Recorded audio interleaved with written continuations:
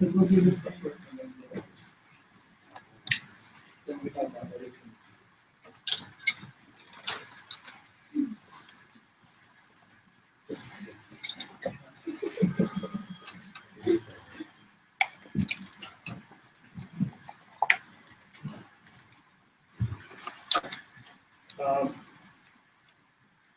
Thank you for joining us this morning. Today is going to be an exciting day. As all of you know, Marcus Mariota will be drafted, and I'm certain that he'll be the highest draft choice out of the state of Hawaii in a long, long time. And of course, the men's volleyball team is up in the semifinals playing at Pepperdine. And obviously, we all have great expectations. It's been a long time, hopefully, and they'll be successful and we can move forward. We did want to start this press conference by announcing a new agreement on the Turtle Bay conservation acquisition. We have been working very hard to ensure the due diligence process. We finally did get an appraisal back, and Delchin has been negotiating very hard with the developers to ensure that the decision to acquire the conservation easement was a good deal on behalf of the people of Hawaii. In addition, we have been working with the House and Senate. Oops. We just lost audio. Oh, okay. Oh, we got it back. Plugging it back in. You got it back, Bert? So it must have been one of your competitors. Sorry, Joe. No, I'm fine. As in previous sessions, Governor might have just announced that we concluded negotiations and then cross their fingers and hope the legislature should fund. But I really believe that it was important that we all be on the same page. So once we negotiated on behalf of the state of Hawaii with the developers, we thought that it was very important to put the funding in place before any announcement was made. And so we're happy to announce that the House and Senate has agreed on how we should pay for the state's portion of the Turtle Bay deal. And I think most importantly, and we'll talk about a couple of the differences. On the deal announced last year, the state was paying $40 million for the conservation easement on 665 acres. This new deal, really, the state's portion is $35 million rather than the $40 million. And I think most importantly, the state would get fee simple control of about 55 acres of the property, with the rest of it in conservation easement. And part of the criticism that I heard from the legislature was that we should get something tangible in the deal, and that fee simple would be better than the conservation easement, and that's what we were working towards. In addition, there will be a doubling of the public parking that will be made available to access the parcel from 40 public parking stalls to 80 public parking stalls. In addition, the developer has agreed to increase the shoreline setback from 100 feet to 150 feet, so that we would be certain that a larger portion of the shoreline is preserved and not put into development. And then on a as important note, there's a benefit to Kahuku High School. The developers has agreed to allow the Kahuku High School golf team access for use of the golf course in perpetuity, so that the Kahuku High School golf team can be a much better. And then the discussion with the legislature was really about how do we fund the deal, and we do have agreement. The TAT transit accommodations tax would be paying $1.5 million of the debt service, and the Legacy Lands Fund, which is funded by conveyance taxes, would pay $1.5 million of the debt service. So it becomes kind of a joint venture of the transit accommodations as well as the Legacy Land Fund. And the legislature has agreed to fund it with a general obligation bond so that we can reduce the overall debt service costs. Again, the debt service will be paid by PAT and by Legacy Land. And so I think collectively this deal is much better from the standpoint that the state gets fee simple, and then most importantly, we would lease it back to the developer so that he can pay and maintain, so that there would be no cost to the state to maintain the park spaces for public access. And as part of the deal, and Ray Soon is here representing Kirk Caldwell, the city will be increasing their portion of what they would be paying for from 5 million to 7.5 million. The city has already authorized in last year's budget 5 million of that, and that the additional cost they will be working through their processes to assure that they can come up with that 2.5 million. And I just wanted to thank the legislature, the city and county, the developers, the Attorney General's office to really putting the package together, a package that we can all agree on, and the decision making for the conference committee on Senate Bill 284 it is. We'll reconvene tomorrow. 3 o'clock. So we will really do the final deal. So did you guys you want to say anything on behalf of the House and the Senate? Just really thankful to the governor and working with the developers and the different parties to be able to do this wonderful opportunity for the people of the state of the valley. When this measure passed at the end of last session, it was kind of the last minute thing. And there were a lot of concerns about the state doing so much money for the conservation easement. And so even though we're getting just a portion and releasing it back, I believe that the communities of the area would like to see that area remain undeveloped, remain in conservation, and by having the field roads, we can ensure that we're looking at the way that we're going to be fund this debt service. I think also the next thing we are doing that. So we're doing this together. Thank you. On behalf of the House, we would like to express our appreciation to the Attorney General and the Governor for taking the leadership role on negotiating a better deal and with us at the legislature. We were very appreciative that he heard the concerns of the lawmakers as well as those in the community. Took that into consideration as this deal moved forward. We really are happy that we can actually now protect Cordova Bay. There will be both in conjunction with the city as well as the state. And we wanted to express to the community that we heard many of the concerns. We understood why we need to protect this pristine area, especially for the monk seals and the turtles that call that area home. So, today is a proud day which we can be moving forward, that all the different parties came together to move this measure to conference tomorrow at 3 p.m. Thank you.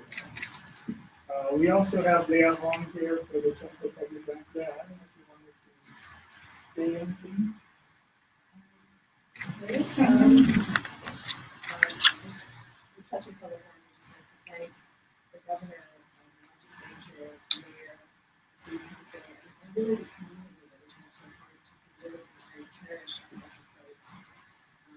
We hope that this is the first step. There's a lot more work to do, as everyone knows, to finalize this deal. That we hope that it opens the door to also preserving in the future some of the excluded areas in the community. Thanks. We also have Ray Soon on behalf of Mayor Kirk Caldwell. Ray, I don't know if you want to. On behalf of the mayor, I just want to thank the governor and the legislature for marshaling the resources and the agreements to make this happen. The city and its residents will definitely benefit. Will increase their park from about 5 acres to 11 total improvement at some point in the future because of the creativity of the state.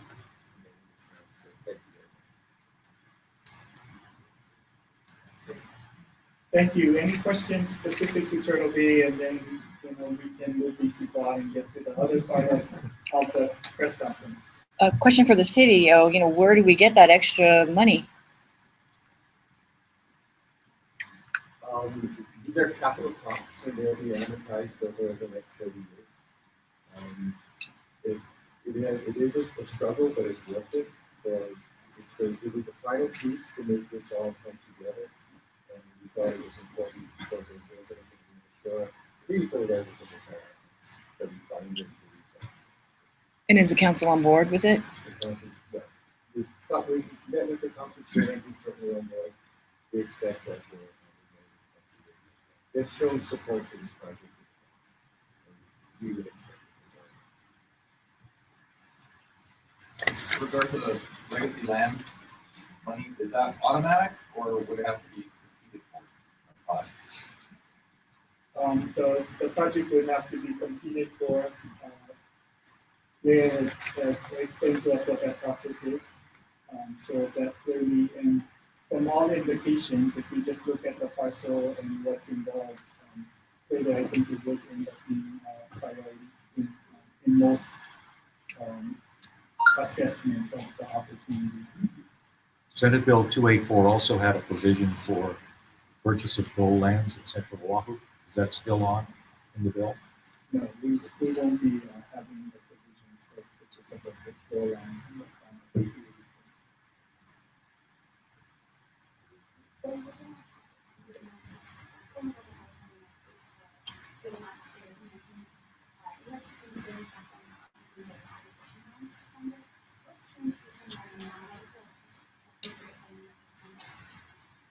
I think the primary difference is that because we do have the revenue source identified, that the debt service profile wouldn't change. We do in the 7 or 6 year financial plan do have debt service projection, and because the 30 million the debt service for this 35 million will be paid for TAT and legacy land funds, then it doesn't change the debt service profile. Any other questions on Turtle Bay? If not, thank you guys all for joining us. Appreciate it. We'll just take a brief recess and allow them to, and then we can get into other issues.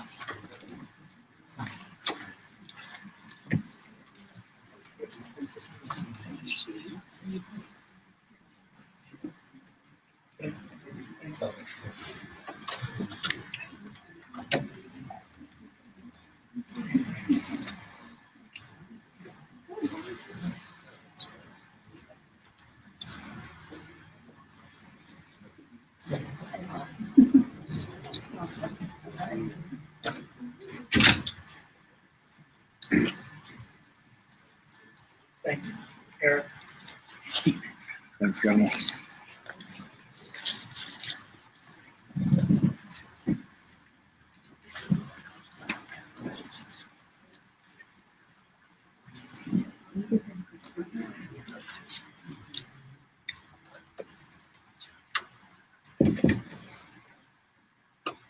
Okay, all set? Just wanted to have a press conference and just talk a little bit about my trip to Washington, D.C. The weather was fabulous this time. Definitely a change, clear skies for the duration. I think it's probably the first time in the history of the state of Hawaii that the governor actually was at the White House 2 times on the same day.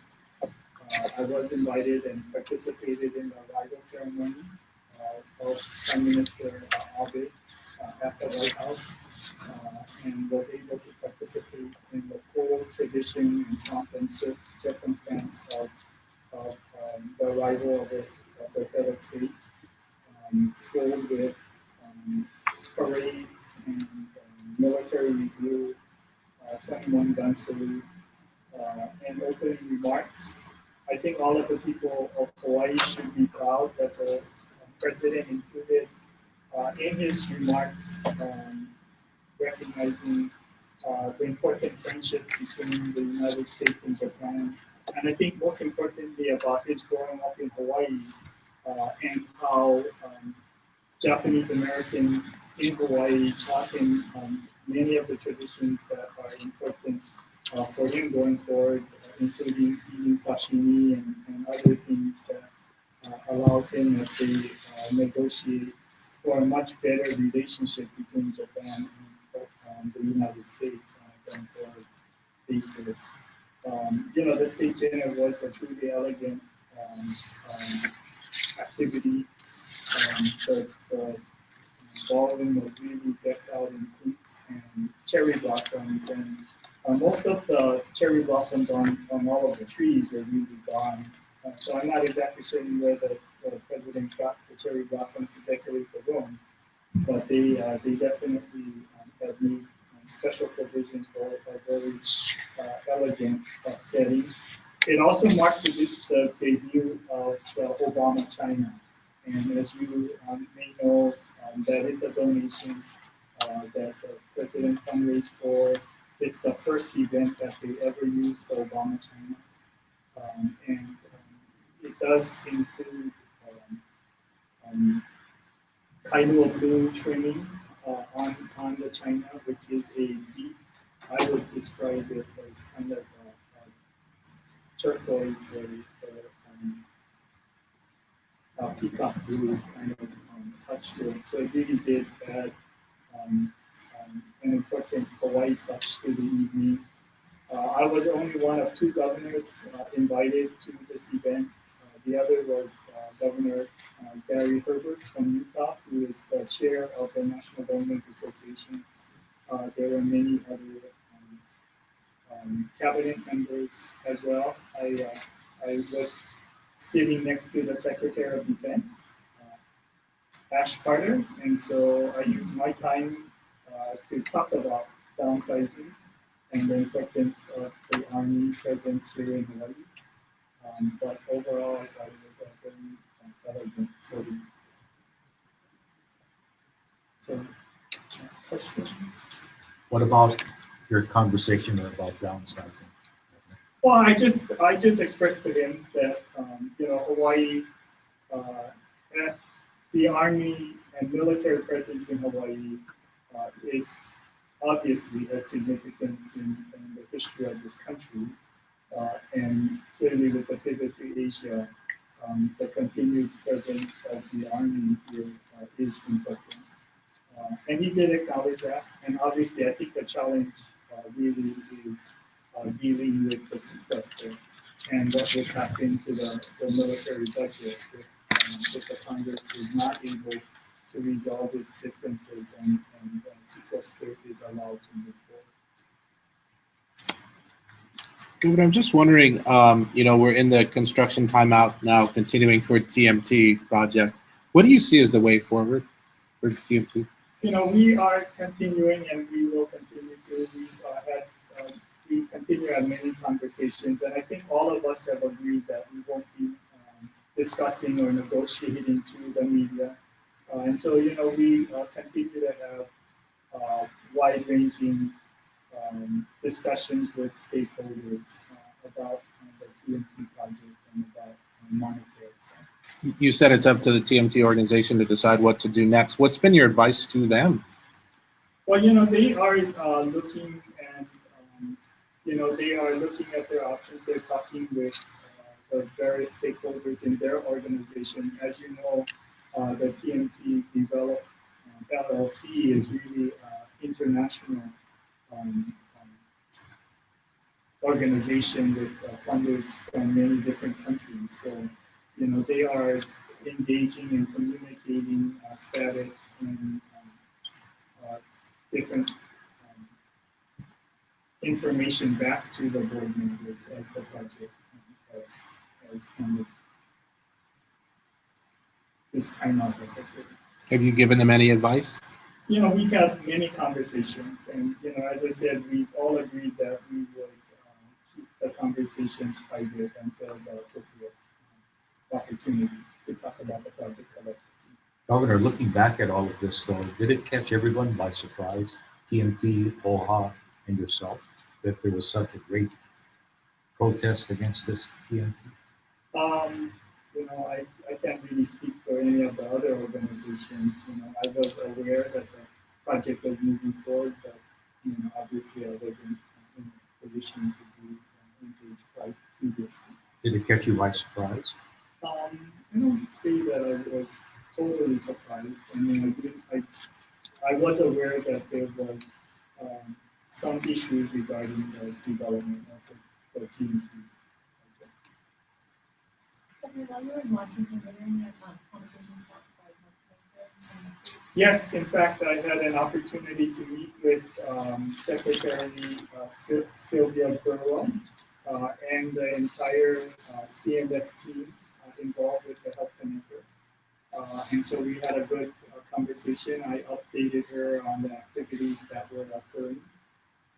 And we had a conversation about different options on how other states have dealt with the mandates in the Affordable Care Act and how different states have responded to that. Secretary Burwell did commit to working with the state to work through this issue. She did say that she wants the state of Hawaii to be successful. I had talked about the fact that Hawaii's Prepaid Healthcare Act really does make the Affordable Care Act less significant, although as we work to ensure 100% coverage for all of our citizens, it becomes an important piece of it. But it does create a challenge for us in terms of sustainability because the number of people who would potentially be covered under the Health Connector.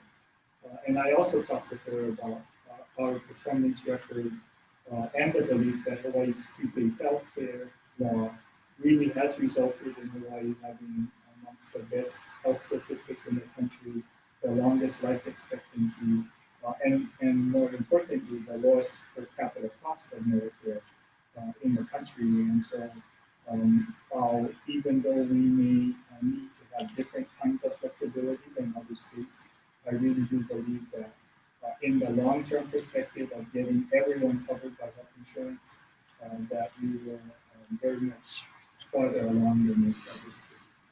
What about the issue of the federal partial possible federal Well, it's not going to be a federal takeover. I mean, obviously we're going to be implementing however we conclude the session. We have been working with the legislators to understand their concerns and to determine what is the best path forward. Secretary Burwell and the CMS team just reiterated what the requirements of the Affordable Care Act is and how they are willing to be flexible but want to remind us that we do have a requirement that we have to meet in order to meet the Affordable Care Act. And I think the most difficult one is that eligibility for Medicaid and enrollment for the Affordable Care Act has to be kind of an integrated function, which the Health Connector has been having a challenge in implementing.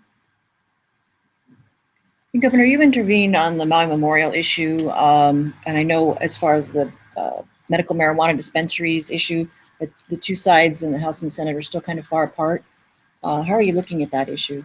We've been engaged with many issues.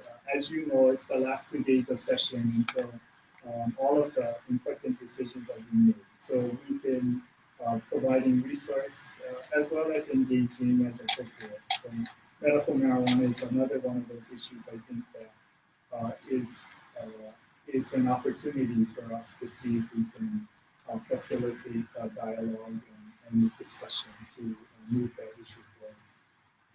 Governor, did you have a chance to talk about rail while you were in Washington, D.C.? I did not have a chance to talk about it. It was relatively, I was there probably 36 hours, and I was glad that I had a chance to meet with Secretary Burwell.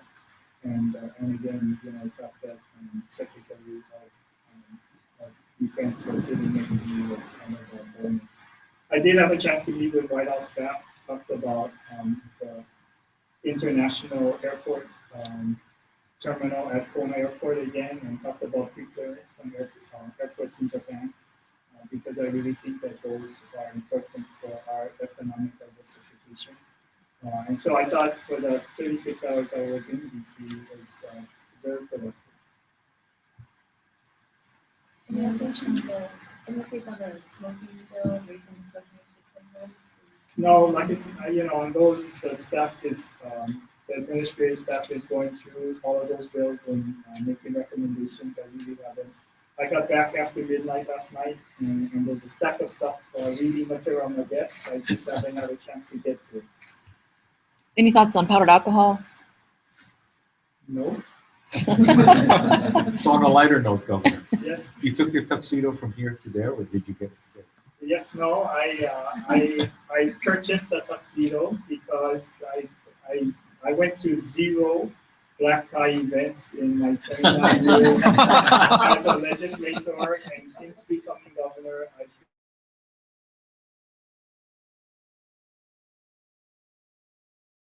it's a little bit easier because I don't have too many options to make. Was it Italian? Looked It's Italian. Lauren, Ah. Ralph Lauren, black. Traditional. So we were wincing at the reporter who asked you if you're worried about how your chopstick skills were on the, going into there.